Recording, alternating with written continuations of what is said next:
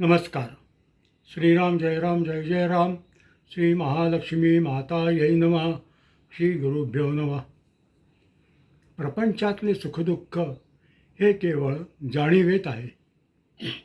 ऐकूया परमपूज्य गोंदवलेकर महाराज यांचे विचार. मी कोण हे जोवर आपण ओळखत नाही तोवर वैभवाच्या शिखरावर जरी गेलो तरी आपल्याला समाधान मिळणार नाही. ज्याच्यापासून प्रपंच झाला त्याला ओळखता आले पाहिजे.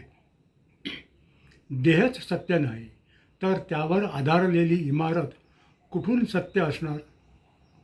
ठिगळे लावून आपण प्रपंच करतो, मग त्यात कमतरता आल्याशिवाय राहत नाही.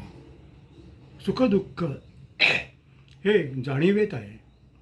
आपले हवे नकोपण म्हणजे आपली वासना गेली की सुखदुःखच राहत नाही. वासना ही लाडावलेल्या कुत्र्याप्रमाणे आहे. तिला नुसते हडहड करून ती बाजूला जात नाही. आपणच तिला इतके लाडावून ठेवल्याने भगवंताच्या पूजेच्या वेळीसुद्धा ती देवघरात येते.